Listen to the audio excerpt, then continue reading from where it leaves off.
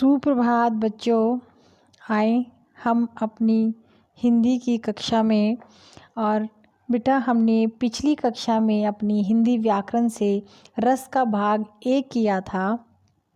आज हम इसी रस को आगे लेकर जाएंगे। हमने रस में मैंने आपको रस की परिभाषा बताई थी, जिसके अंदर मैंने आपको बताया था कि काव्य को पढ़ने या सुनने के लिए जिस आनंद की अनुभूति होती है उसे हम रस कहते हैं। यानी कि मैंने आपको ये बताया था पिछली बार कि जब हम काव्य प्रयोग जो है काव्य नाटक आदि में आनंद को जो प्राप्त करते हैं वो कब आनंद प्राप्त होता है, हमें जब कोई अनुभूति होती है। हम जब कोई आप खुद देखो, कोई नाटक पढ़ते हो या कोई कविता पढ़ते हो, आपको बहुत अच्छी लगती है, देशभक्ति की कविता होती है, तो हमारे अंदर क्या भाव जागृत हो जाते हैं? उत्साह के, वीरता के भाव उत्पन्न हो जाते हैं।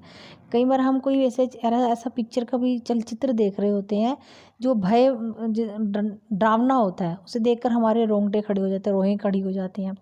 तो क्या है, हमारे अंदर ये चीज़ें क्या है, आती जाती रहते हैं। ये रस मैंने आपको बताया था हमारे अंदर क्या है, 9 रस जो है छुपे भाव से हमारे अंदर छुपे रहते हैं, जो अचानक मौका देखकर जाग जाते हैं, उन्हें हम स्थायी भाव कहते हैं। मैंने आपको बताया था विभाव क्या होता है, रस की अभिव्यक्ति का कारण विभाव बताया था 2 प्रकार से, आलंबन और उद्दीपन। आलंबन क्या होता है, जिसके अंदर हम जैसे हम किसी की सुंदरता को नारी की सुंदरता को देखकर मन में रति के भाव जागृत हो जाते हैं। जैसे मैंने आपको उदाहरण दिया था शकुंतला का, कि उसे देखकर दुष्यंत के मन में रति भाव जागृत हुआ। यहाँ पर शकुंतला मैंने आपको बताया था आलंबन है। आपको अगर पंक्तियाँ कविता की आएंगी उसमें पूछा जाएगा इसमें आलंबन कौन है और इसमें आश्रय कौन है।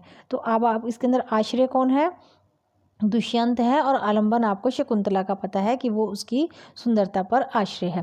उद्दीपन मैंने आपको बताया था वो भाव होते हैं जो रस की अवस्था तक हमें ले जाते हैं। एक तो जैसे शकुंतला का को देखकर उसके अंदर भाव जागृत हुए, और दूसरा ऊपर से क्या है, शकुंतला का रूप रंग और उसकी शर्माना, उसकी आंखें जो है झुकाना, ये सब क्या है, उसके उद्दीपन कहलाए थे। फिर मैंने आपको बताया था, देखिए यहाँ पर मैंने आपको बताया है नाट्य, हमारे भरत मुनि जी ने जो इसके परिभाषा दी थी वो अब हम कर चुके हैं। विभाव, अनुभाव व अभिचारी, ये भाव संयोग से रस की निष्पत्ति होती है। अभी मैंने आपको समझा दिया उद्दीपन का। अनुभाव क्या बताया था मैंने, हमारे शरीर में कुछ चेष्टाएं होती हैं जिन्हें अनुभाव कहते हैं, जो सात्विक और कायिक होती हैं। सात्विक क्या होती हैं, जिसे हमें, जैसे हम क्रोध करते हैं हमारे चेहरे पर आंखें लाल हो जाती हैं, चेहरा लाल हो जाता है, मोहित तन जाती हैं, ये हमारे सात्विक अनुभाव होते हैं। और संचारी कायिक भाव, कायिक भाव कौन से होते हैं हमारे, जैसे हमें बहुत गुस्सा आता है तो हम क्या करते हैं, हाथ उठा देते हैं किसी को मारने के लिए, तो हमारे वो क्या होते हैं, चेष्टाएं हमारी आश्रय चाहे तो करे या ना करे, कायिक अनुभाव होते हैं। इसका मैंने आपको संचारी भाव बताया था, जो हमारे अंदर आते जाते रहते हैं संचार, कभी दुख, कभी खुशी, कभी उदासी, ये सब क्या है हमारे अंदर संचारी भाव उत्पन्न होते हैं। फिर मैंने आपको कहा था रस की 9 भेद मैंने आपको बताए थे, श्रृंगार रस, करुण, शांत, रौद्र, वीर, अद्भुत, हास्य, भयानक और विभत्स। और 2 अन्य रस मैंने आपको बताए थे, जो उसके वात्सल्य और भक्ति रस। मैंने आपको कहा था कि पहला हमारा आता है संयोग रस। संयोग रस में मैंने आपको बताया था कि जिसमें नायक नायिका या पति पत्नी के बीच में प्रेम या वियोग या बिछड़ने का मतलब पता लगे, उसे हम जो है श्रृंगार रस कहते हैं, और इसे हम रसराज भी कहते हैं। इस रस में प्राय सभी संचारी भाव आ जाते हैं, इसलिए इसे हम रसराज भी कहते हैं। अगर आपसे पूछे तो इसको आप रसराज भी कह सकते हैं। तो इसके अंदर क्या है, संयोग और वियोग। दूसरा मैंने आपको इसके अंदर कराया था हास्य रस। हास्य रस जिसके अंदर क्या है, हमें हंसी आ जाती है किसी चीज़ को देखकर, तो वो हमारा हास्य रस है। अब आगे हम करेंगे अद्भुत रस। अद्भुत रस के अंदर क्या है, वो आपको बता रहा है कि स्थायी भाव जो होता है हमारे अंदर जो भाव उत्पन्न होता है अद्भुत के अंदर, आश्चर्य, हमारा स्थायी भाव क्या होगा, आश्चर्य। और इसमें इसकी आप परिभाषा क्या दे रहे हो, इसके अंतर्गत जब किसी भी व्यक्ति या वस्तु इत्यादि को देखकर मन में बहुत आश्चर्य उत्पन्न होता है या विस्मय हो जाता है, आप एकदम देखकर स्तब्ध रह जाते हो किसी चीज़ को, तो वो आपका अद्भुत रस होता है। इसके अंदर क्या है आपका, देखो आप स्थायी, इसके अंदर नीचे से उदाहरण दिया है, देख यशोदा शिशु के मुख में सकल विश्व की माया, क्षण भर को वह बनी अचेतन, हिल ना सकी कोमल काया। देखो इसके अंदर क्या हुआ, एकदम अद्भुत आश्चर्य हुआ ना यशोदा माता को अपने कृष्ण छोटे से बालक के मुख में। पूरी 3 लोक को देखकर वो एकदम अद्भुत क्या हो गई, एकदम वो हो गई हैं, आश्चर्यचकित हो गई हैं। अब इसके अंदर स्थायी भाव क्या आ गया आपका, क्या लिखोगे अगर इसमें, अगर आपको स्थायी भाव तो आप लिखोगे आश्चर्य। और इसमें आलंबन का है, उस समय की असाधारण घटना थी ना वो, कि मुख में 3 लोग देखना।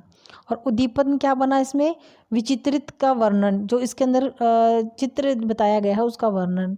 और इसके अनुभव क्या होगा कि माता यशोदा का मुख खुला रह गया या दांतों तले उंगली रह गई, वो स्तब्ध रह गई, है ना। और संचारी भाव क्या था, भ्रम, है ना, उनको एकदम भ्रम हुआ कि नहीं ऐसा नहीं हो सकता। संचारी भाव उसके अंदर यही आया ना, कैसे कैसे हो सकता है। तो ये था हमारा अद्भुत रस। अगला रस है हमारे पास शांत रस। नाम से ही आपको पता लग रहा है शांत रस। इसके अंदर क्या है, मानसिक शांति से मन में शांत रस की उत्पत्ति होती है। यदि हमारे, वो देखो क्या कहता है, इसका जो स्थायी भाव होता है वो निर्वेद और उदासीनता होता है। इसके अंतर्गत ज्ञान की प्राप्ति या संसार से वैराग्य होने पर या प्रभु परमात्मा का ज्ञान हो जाने पर जो भाव मन को शांति प्रदान करते हैं, तथा जब यह रस की अवस्था तक पहुंच जाता है तो उसे हम शांत रस कहते हैं। देखो उसने कहा है, जब मैं था तब हरि नाही, अब हरि है मैं नाही, सब अंधियारा मिट गया, जब दीपक देखा माही। क्या कह रहा है वो आपको इसके अंदर, कि ईश्वर के प्रति आस्था की बात बता रहा है। आलंबर इसके अंदर क्या कह रहा है कि संसार की जो असारता है उसका बोध करा रहा है। अनुभव उसके अंदर रोमांच है प्रभु परमात्मा से मिलने का।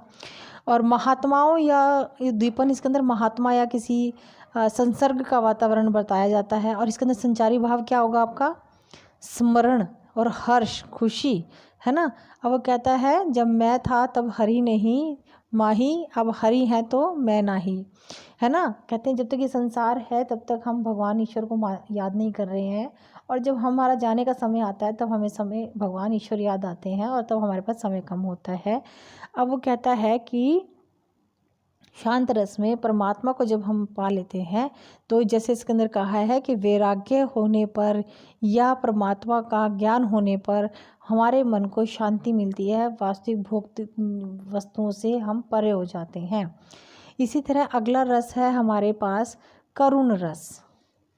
अब करुण रस के अंतर्गत आपको साफ दिखाई दे रहा है, इसके अंदर किसी प्रिय के ना रहने या वस्तु के समाप्त होने जाने पर हृदय के अंदर जो दुख उत्पन्न होता है, ये देखो उसने कहा है इसका स्थायी भाव शोक होता है। और इसके अंतर्गत किसी प्रिय वस्तु या विनाश, किसी अपने में बिछुड़ना इत्यादि के कारण मन में जो दुख उत्पन्न होता है, उसे हम, जब यह रस अवस्था में पहुंच जाता है तो उसे हम करुण रस कहते हैं।